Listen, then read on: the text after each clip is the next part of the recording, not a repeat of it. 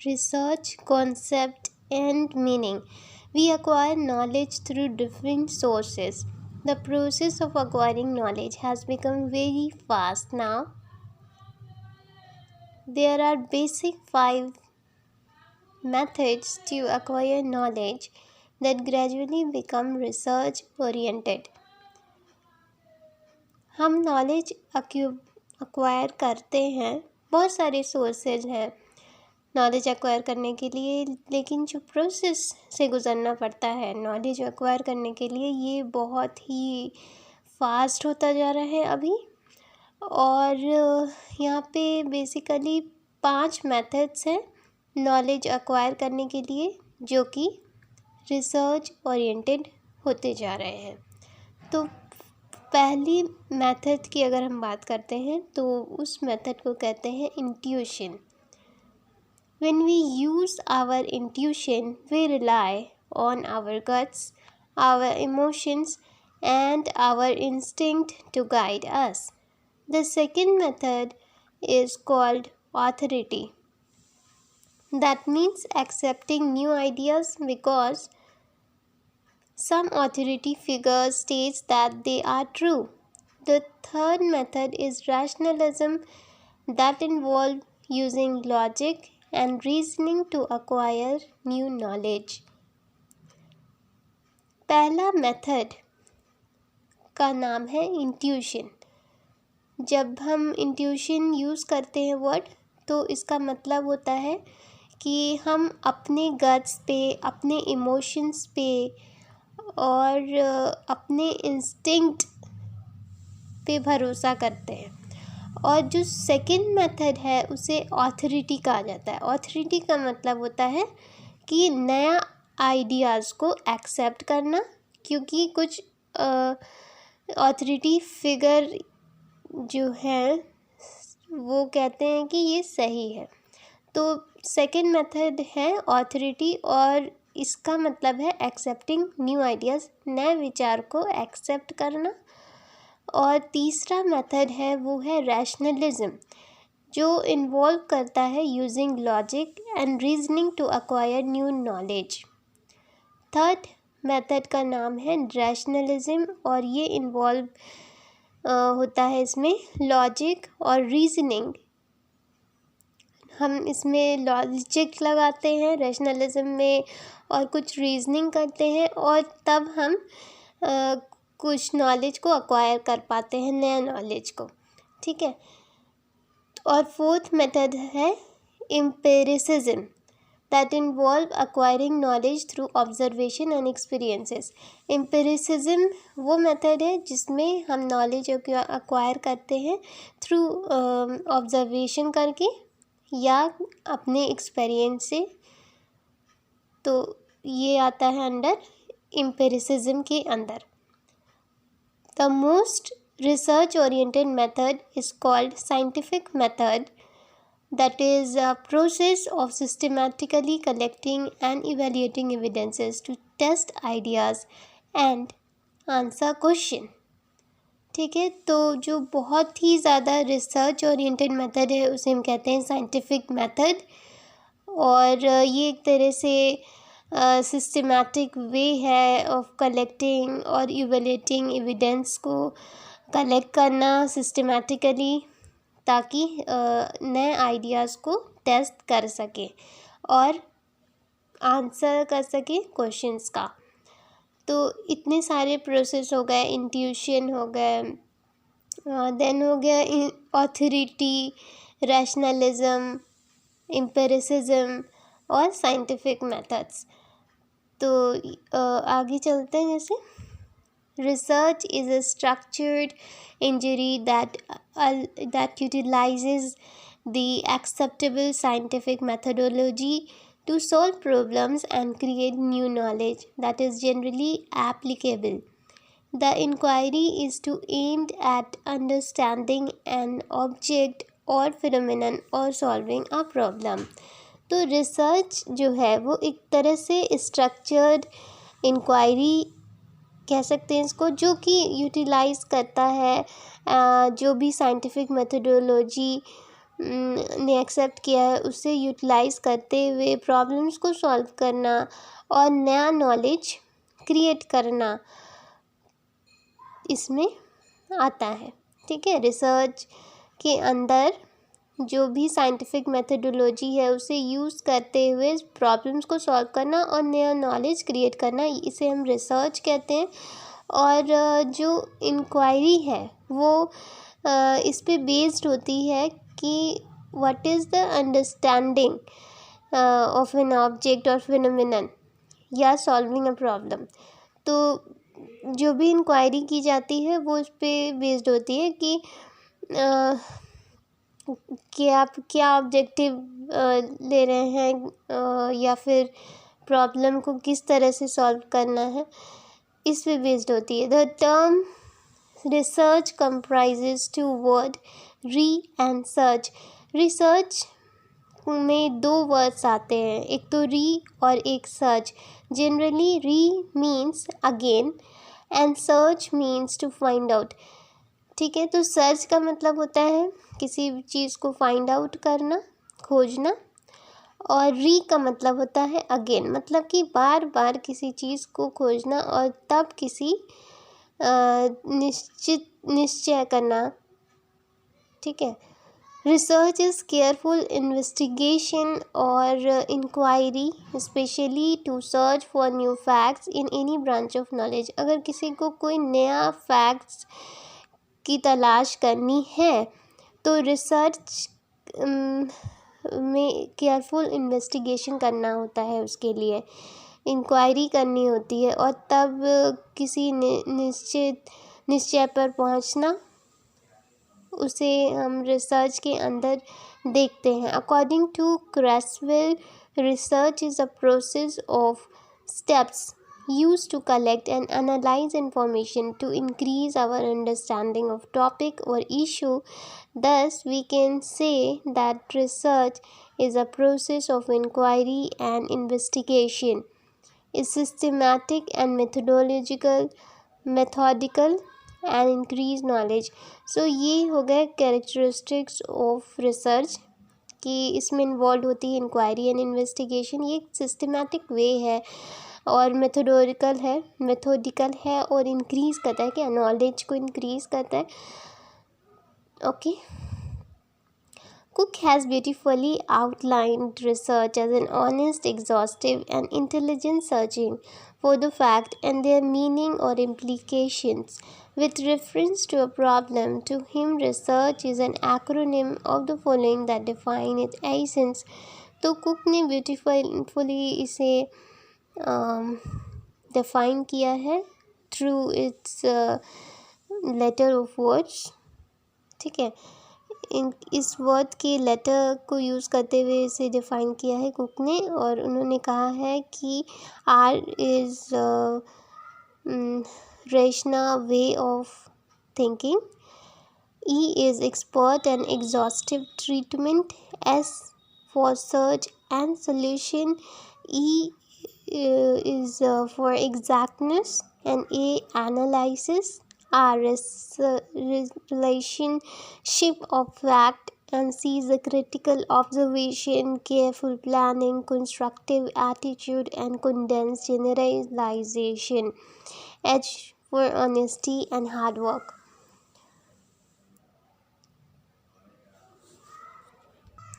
The scientific method consists of systematic observation, classification, and interpretation of data. Research is basically scientific in nature so as to achieve the objectives that are based upon unbiased evaluation of data. There is nothing like unscientific research approach, even in case of social sciences. तो scientific method में systematic observations देखने को मिलता है, classification देखने को मिलता है, इंटरप्रिटेशन देखने को मिलता है डेटास का, और रिसर्च इज़ बेसिकली साइंटिफिक होते हैं नेचर में। अगर किसी को अचीव करना है ऑब्जेक्टिव तो ये बेस्ड होता है upon unbiased evaluation of data, और यहाँ पे कोई भी बिना बायस के इवैल्यूएशन ऑफ डेटा के कोई भी कंक्लूजन नहीं निकाला जाता है। ठीक है, ऐसा नहीं है कि अनसाइंटिफिक रिसर्च अप्रोच से जाना है, या जैसे कि सोशल साइंसेस में होता है वैसा नहीं करना है। ये बिल्कुल ही साइंटिफिक मेथड है और बिल्कुल सिस्टमैटिक वे है to classify and to interpret the data. A good research must be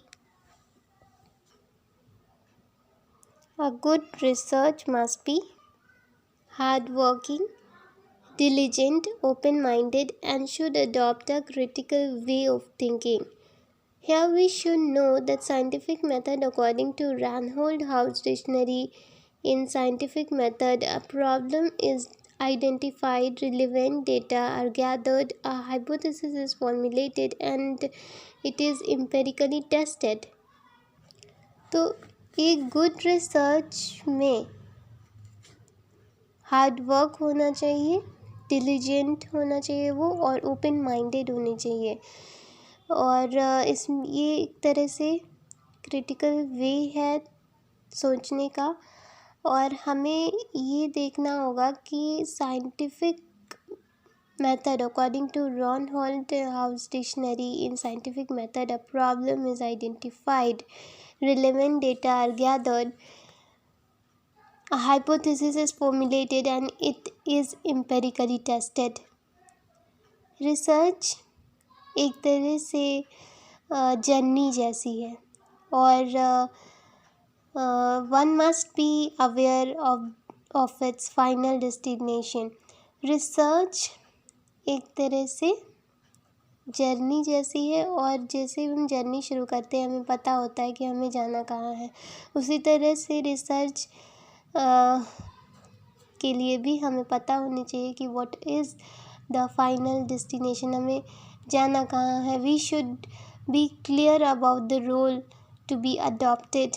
a sequence of steps during the journey is not absolute. तो सीक्वेंस भी हमें पता होनी चाहिए उस जर्नी के लिए। At every step there is a multiplicity of the method, approach, and procedure. Here the experience of the guide comes handy to guide our action to achieve our objective. The research can be conducted on the issues such as how the COVID-19 disease has erupted and spread throughout the world.